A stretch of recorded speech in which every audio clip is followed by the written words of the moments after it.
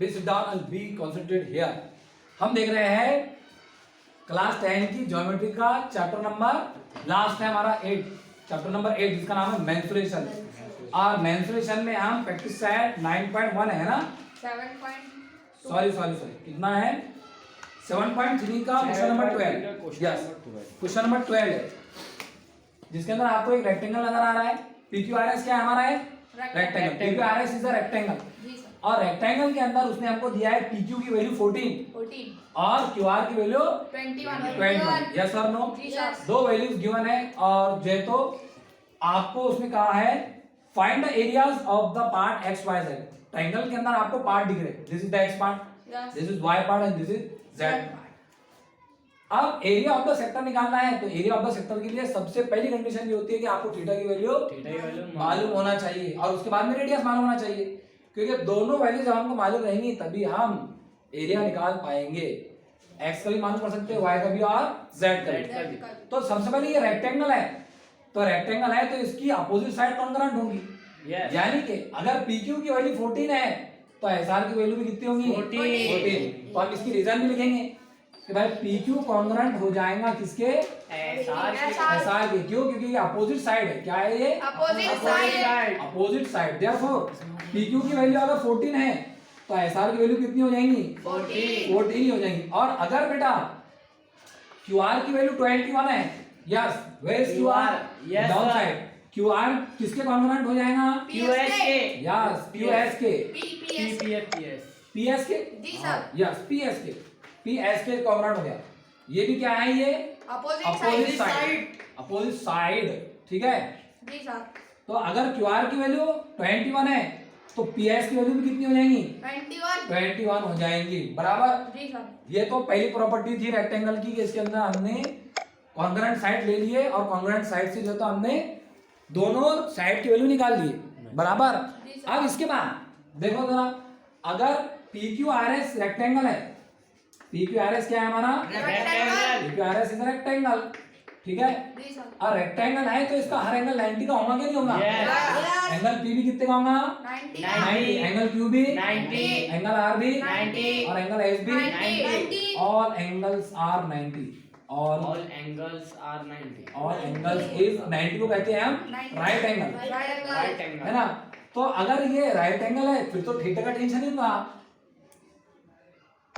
Right angle है मतलब वो हर एंगल कितने का हो गया हमारा 90 का, थीटा इज इक्वल टू 90, ठीक है।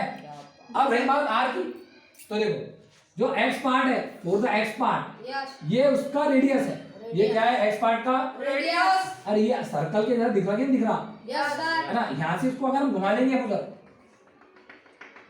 तो ये बन जाएगा आई सर्कल, जी सर। और सर्कल का सेंटर हो जाएगा क्यू। तो फिर ये उसका क्या हो गया रेडियस। और यहाँ तक जा रहा हो तो ये भी क्या हो जाएगा उसका रेडियस। अगर बेटा ये पार्ट 14 है तो ये पार्ट भी कितना होगा 14। क्योंकि एक ही सर्कल के ऑल रेडियस कॉन्ग्रुएंट रहते बराबर। तो x पार्ट के लिए फॉर x पार्ट R की वैल्यू आ गई हमारे पास में 14, ठीक है। अब इसका निकालेंगे पूरा x पार्ट का एरिया, है ना। एरिया ऑफ सेक्टर, बोलो फार्मूला एरिया ऑफ सेक्टर, कल देखे थे हमने। एरिया ऑफ सेक्टर क्या रहता, थीटा क्या फॉर्म में लेते हैं हम 360 और अगर वो एरिया है तो हम इसको सर्कल के एरिया से मल्टीप्लाई कर देते। यस और no. What is the value of R? R की वैल्यू कितनी है 14 का स्क्वायर और 14 का स्क्वायर मतलब 14 को कितने टाइम लिखने का है 2 बार। और पाई की वैल्यू अगर ये 14 है तो पाई की वैल्यू लेंगे 22/7 बराबर। जी सर। और थीटा भी हमारे पास में हर पार्ट के लिए चाहे वो x पार्ट हो y पार्ट हो उसके लिए थीटा क्या रहेगा 90। क्यों? क्योंकि ये सारे पार्ट रेक्टेंगल के अंदर बन रहे हैं। रेक्टेंगल के 90। चलो आ जाओ, ये रख दी थीटा की वैल्यू, ये ले लिया उसके नीचे 360 और ये ले लिया हमने 22/7 और R की वैल्यू को दो बार 14 मल्टीप्लाई होता है 14। बोलो 7 1 जा 7 2 जा 14 9 0 0 कैंसिल 9 1 जा 9 9 4 जा 36 9 1 जा 9 4 जा 36 है ना। तो ये भी कट जाते 4 1 2 1 जा 2 और 2 2 जा बराबर। देखो क्या क्या बचे 1 बचा, 1/2 देखो ये बचे डबल 2 और ये बचे 48 48 और ये बचे नीचे 2 तो बराबर Yes. इतना है इसमें।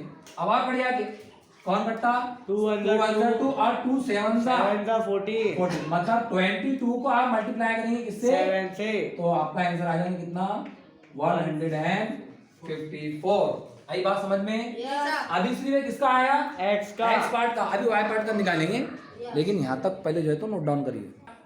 इसके आगे के पार्ट में हमको निकालना है वाई पार्ट का एरिया फॉर वाई पार्ट। हाँ फॉर वाई सेक्शन ठीक है। वाई सेक्शन के लिए ऑलवेज आपकी थीटा की वैल्यू रहेगी 90 है ना। लेकिन हमको निकालना है यहाँ पर क्या रेडियस। Radius. तो रेडियस निकालने से पहले देखो क्या करना पड़ेगा।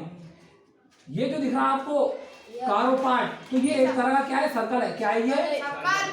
और आर इसका सेंटर है। आर क्या है सेंटर। सेंटर। तो सेंटर से लेके यहाँ तक ये रेडियस है। Radius. ये वैल्यू हमारे पास में है क्या नहीं। लेकिन पूरी वैल्यू है हमारे पास में कितनी है 21. 21। ये पूरा अगर 21 का है क्यू आर और उसमें से 14 आ गए This. तो फिर ये रेडियस वैल्यू कितनी आ जाएंगी 7 क्योंकि आर में निकलेगा वो 21 में से माइनस कर देंगे 14. 14 तो ये आ जाएगा हमारे पास में 7 सेंटीमीटर। हमारे पास में थीटा भी आ गया और आर भी आ गया। अब हम निकालेंगे एरिया ऑफ सेक्टर। क्या निकालेंगे Area of sector. Area of sector का फार्मूला वो तो क्या है Theta upon 360 multiply by pi r square. Pi r square theta upon 360 multiplied by pi r का square. What is the value of theta theta 90 theta है 90 रख दिए उसके अपॉन में क्या लिखेंगे 60 मल्टीप्लाई आर की वैल्यू 7 है 22. आर की वैल्यू 22 upon 7 तो ये पाई की वैल्यू लेंगे हम 22 upon 7 और 7 को कितने बार लिखेंगे 2 बार बोलो 7 से 7 कैंसल डायरेक्ट 9 चौक 360 Yes. 0 से 0 कैंसिल और 9 चौक 36 Yes. है ना। देखो 2 upon 7 multiplied by 4 4. Divided by 4 है ना। Yes. कैसा करेंगे सॉल्व 22 को 7 से मल्टीप्लाई करो तो